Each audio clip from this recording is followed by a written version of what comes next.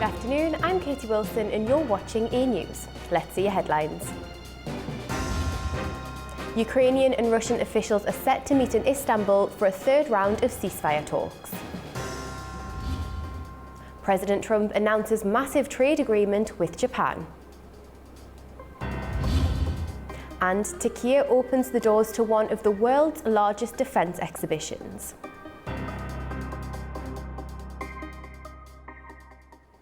Turkish President Recep Tayyip Erdogan met with Ukraine's presidential office head Andriy Yermak at the presidential complex in Ankara ahead of Russian-Ukraine peace talks. The third round of Russia-Ukraine talks, facilitated by Turkey and chaired by Turkish Foreign Minister Hakan Fidan, starts this evening in Istanbul. Ahead of the talks, Volodymyr Zelensky said Ukraine's delegation will push for more prisoner releases and the return of abducted children. Well, the third round of Russia-Ukraine peace talks is underway, with hopes of building on earlier humanitarian agreements. Our Turkey correspondent AnewZ has the latest developments from Istanbul. The third round of peace talks between Russia and Ukraine will begin here in Istanbul. Previously, two earlier peace talks were held this year in May and June. Both countries made limited but important progress on humanitarian issues, including agreements on prisoner exchanges. While no political settlement was reached, both sides exchanged draft proposals and signaled a cautious willingness to continue dialogue. Turkey played a key mediating role to keep communication channels open, despite deep ongoing tensions. Ukrainian President Volodymyr Zelensky confirmed the meeting earlier this week, saying he had discussed the agenda with National Security and Defense Council Secretary Rustem Umerov. While the discussions are still undergoing, prisoner exchanges and the return of fallen soldiers are expected to be key topics. Zelensky has also made it clear that Kiev is pushing for broader goals, among them more air defense systems, expanded international sanctions on Russia, and support for Ukraine's drone warfare capabilities. Recently, he emphasized that meaningful progress can only be made at the level of national leaders and has urged diplomats worldwide to support this format. On Moscow's side, Kremlin spokesperson Dmitry Peskov confirmed that Russia is hopeful the talks will proceed, but warned against expecting miraculous breakthroughs, noting that Ukraine has yet to lift a ban on direct negotiations between President Zelensky and Russian President Vladimir Putin. Russia says today's talks will likely include discussions on draft memoranda from the last round, but Peskov added that the situation is too complex for any firm timeline on a settlement. These talks come after weeks of behind-the-scenes diplomacy, much of it facilitated by Turkey, which has emerged as a key moderator for both Ukraine and Russia. For AnewZ, this is AnewZ, Istanbul, Turkey. Israeli Foreign Minister Gideon Saar met his Ukrainian counterpart Andrei Sybiha in Kyiv on Wednesday to discuss defence ties and regional threats with a focus on Iran. During the visit, the two inspected a captured Iranian-designed drone used by Russia, which has played a major role in long-range attacks on Ukraine. Kyiv has repeatedly accused Iran of supplying these so-called kamikaze drones to Russia. At a joint briefing, Saar and Sybiha announced the launch of a strategic dialogue between their ministries to counter the Iranian threat. Against the backdrop of these threats, we agreed to intensify multilateral and bilateral cooperation. And today, we decided to launch a separate dialogue on the Iranian threat. We agreed on this with the minister. I expressed gratitude to Israel for humanitarian assistance, in particular, a project in the field of water supply to the southern regions of Ukraine. We condemn Russia's strikes against civilians. We call for a durable and lasting peace which ensures security. The war of words between Washington and Tehran is heating up. President Trump has issued a stark warning after Iran admitted 3 of its nuclear sites were severely damaged in US strikes last month. Iran says it won't abandon its nuclear enrichment program, calling it a matter of national pride. thought it was great, but then I did something. US President Donald Trump has threatened further military action against Iran's nuclear facilities, just weeks after American jets struck 3 sites during Israel's conflict with Tehran. On his Truth Social account, Trump posted, "Of course the damages in Iran are severe," he said, "and we will do it again if necessary." That message came in direct response to Iran's foreign minister, Abbas Araghchi, who told Fox News on Monday that Iran's enrichment program had suffered serious setbacks but would not be abandoned. Damages are serious and severe, but obviously we cannot give up our enrichment because it is an achievement of our own scientists, and now more than that, it is a question of national pride. The US airstrikes on Iran in June hit Fordow, Natanz and Isfahan, their key facilities in Iran's nuclear network. Though Trump had claimed that they were completely obliterated, US intelligence later assessed the program had only been delayed by a few months, a report that the White House called flat out wrong. Meanwhile, Iran says it's preparing for new nuclear talks with European nations in Istanbul this Friday, the first since the Israel and Iran ceasefire last month. The talks will focus on sanctions relief and Iran's nuclear commitments, coming amid the fallout of last month's US airstrikes. Tehran maintains its program is peaceful, but with threats of further military action, the diplomatic path looks increasingly fragile. 2 explosions were reported in Gaza on Wednesday morning, with thick black smoke rising for hours. The blast highlights the ongoing instability that continues to block critical aid access. More than 100 aid organisations have warned that hunger is spreading rapidly across the Strip, with even aid workers facing severe shortages. Essential supplies like food, water and medicine remain largely inaccessible for the residents of the Gaza Strip. Israel denies responsibility for the crisis. The United Nations Security Council is urging greater efforts for global peace.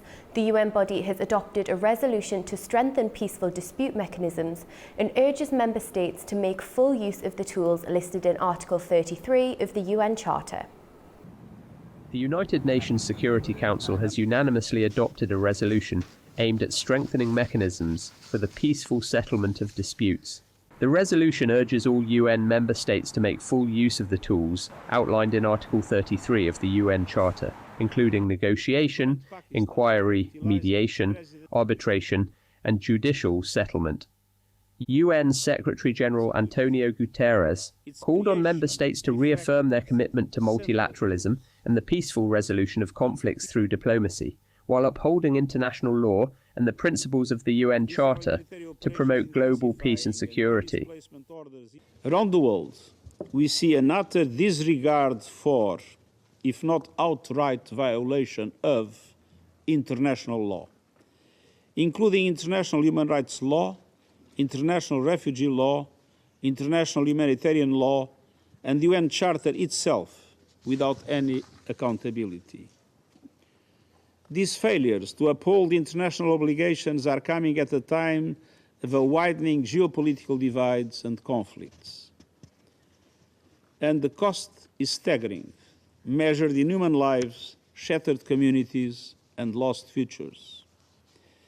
We need look no further than the horror show in Gaza, with a level of death and destruction without parallel in recent times.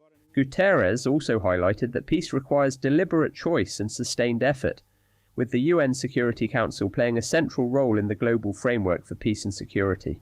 President Trump has announced what he calls a historic trade deal with Japan, lowering tariffs and pledging major Japanese investment in America. But with limited details and mixed industry reaction, questions remain over the true scope of the agreement. President Donald Trump has claimed a victory on what he's calling the largest trade deal in history with Japan.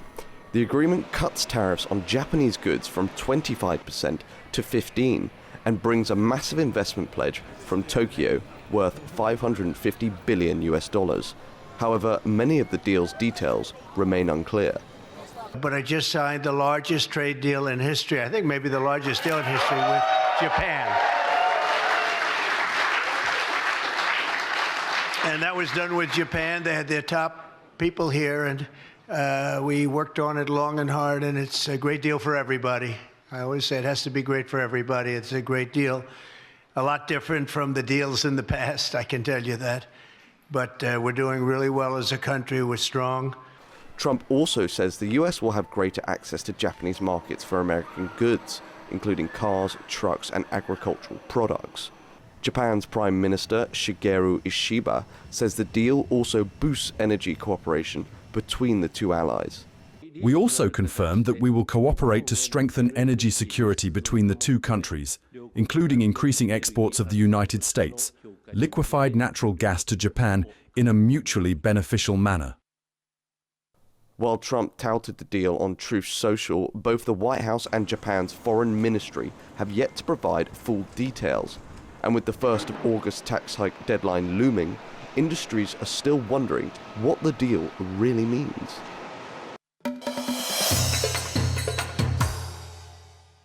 On Wednesday, the Turkish Defence Minister and UK Defence Secretary signed a Memorandum of Understanding at the IDEF Defence Fair in Istanbul. The agreement formalises Ankara's intent to become a Typhoon operator as talks continue over the potential purchase of 40 jets. Both ministers hailed the move as a key milestone in deepening defence cooperation between two major NATO allies and strengthening Turkey's air combat capabilities. This Memorandum of Understanding brings us one step closer to a comprehensive agreement on the Eurofighter Typhoon issue. We welcome this positive step toward our country's participation in the Eurofighter Typhoon community. Well, this comes as Turkey opened the doors to one of the world's largest defence exhibitions, hosting military and cutting-edge technologies and attracting international defence leaders from over 30 countries. The 17th edition of the International Defence Industry Fair has opened in Istanbul, showcasing cutting-edge military technologies and drawing global attention from defence leaders and manufacturers. Held at the Istanbul Expo Centre, the event is organised under the auspices of the Turkish Ministry of National Defence and supported by the Presidency of Defence Industries. IDEF 2025 brings together top-level defence officials, including ministers, deputy ministers, chiefs of general staff and military commanders from 33 countries. More than 400 international companies from 44 countries are exhibiting the latest in defence technology. The fair features specialised sections for land, air and naval systems. On display are main battle tanks, armoured vehicles, missiles, air defence systems, UAVs, aircraft engines, satellite technologies and naval platforms including combat ships, unmanned surface and underwater vehicles, and advanced command and control systems. The event runs through July 27th, with the final 2 days open to the general public. Syria has formally requested military assistance from Turkey to boost its defence capabilities and fight terrorist groups, according to sources from the Turkish Defence Ministry. Turkey said it will provide training, advisory services and technical support to enhance Syria's military capacity. The ministry stressed that Ankara's goal is to support Syria's political unity, territorial integrity and contribute to lasting regional peace. The request comes amid rising tensions in Syria's Sweda province, where recent clashes and Israeli airstrikes have heightened instability. Well, joining us now to unpack what this means is sustainability and energy expert Özgür Güven.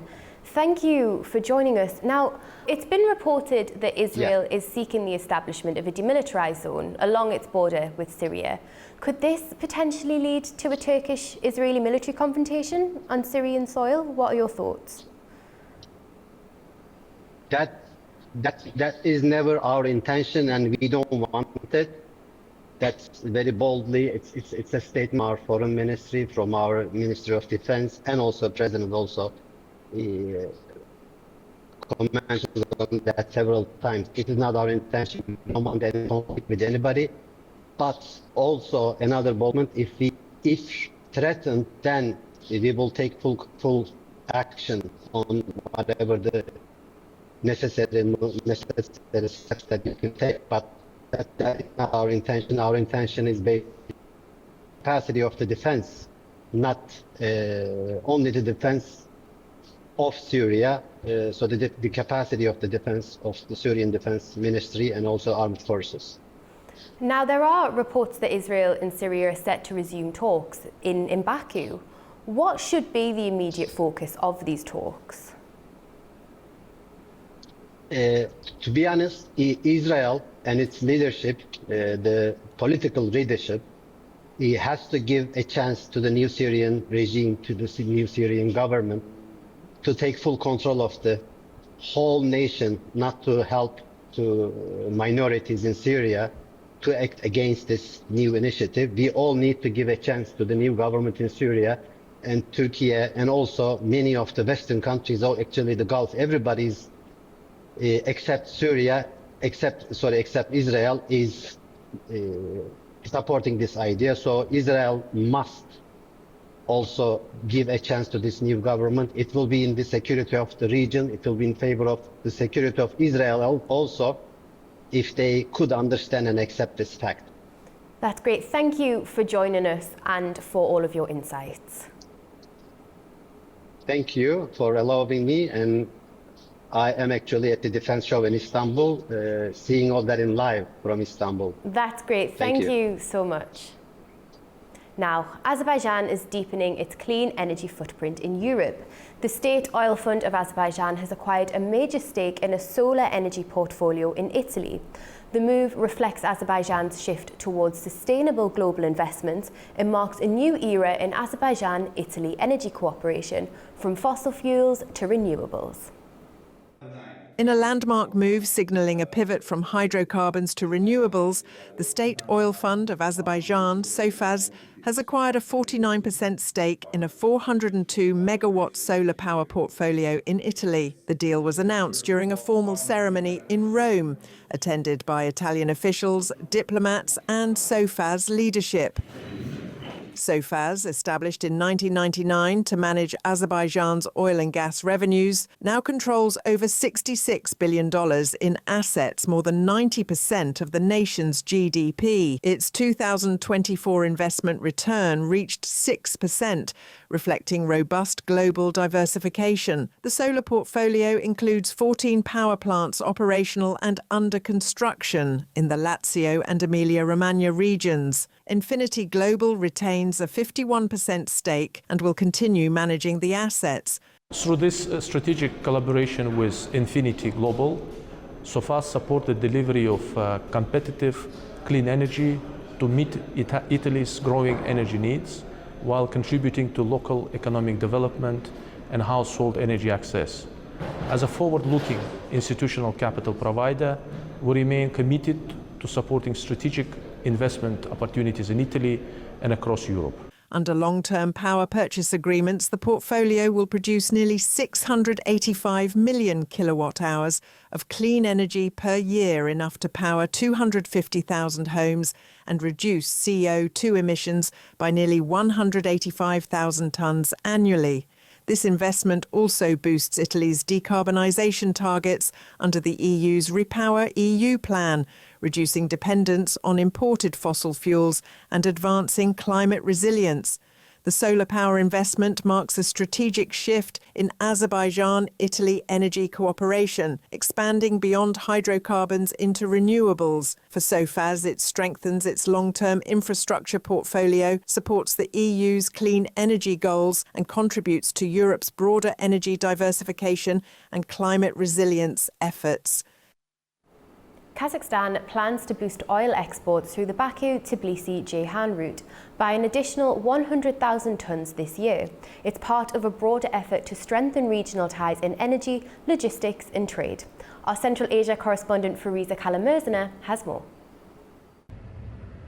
Kazakhstan is set to increase oil shipments through the Baku-Tbilisi-Ceyhan pipeline by an additional 100,000 tonnes this year. The decision was announced following talks between Kazakhstan's Minister of Energy Yerlan Akhenjanov and Georgia's Minister of Economy and Sustainable Development Maryam Kvirishvili. Kinjanov highlighted Georgia's role as a key transit hub, saying it plays a vital part in Kazakhstan's efforts to diversify its oil export routes. He noted that 1.4 million tons of Kazakh oil moved through the pipeline last year, and that figure is set to rise to 1.5 million tons this year. He also pointed to Georgia's transport infrastructure as a strong and stable part of the supply chain. The ministers reviewed the current operations and development prospects of Kazakhstan's key assets in Georgia, including the Batumi seaport and Batumi oil terminal, which play a crucial role in regional logistics. They also discussed opportunities in green energy. The focus was on aligning Kazakhstan's Trans-Caspian energy corridor, developed with Azerbaijan and Uzbekistan, with Georgia's Black Sea power cable project. Both sides expressed interest in creating a unified energy route linking Central Asia and Europe. In a separate meeting, Georgian minister also met with Kazakhstan's Prime Minister Olzhas Bektenov. Their talks centered on expanding transport and logistics cooperation, especially through the Trans-Caspian international transport route and boosting trade in agriculture. Kazakhstan proposed increasing exports of grain, dairy, meat and confectionery products to Georgia. In this context, the Baku-Tbilisi-Ceyhan pipeline is a major export route for Caspian oil. It stretches 1,768 kilometers through Azerbaijan, Georgia and Turkey, and has a daily capacity of up to 1.2 million barrels. Fariza Kalimurzana, AnewZ, Almaty, Kazakhstan. That's all we have for now. Thank you for watching and stay tuned to AnewZ.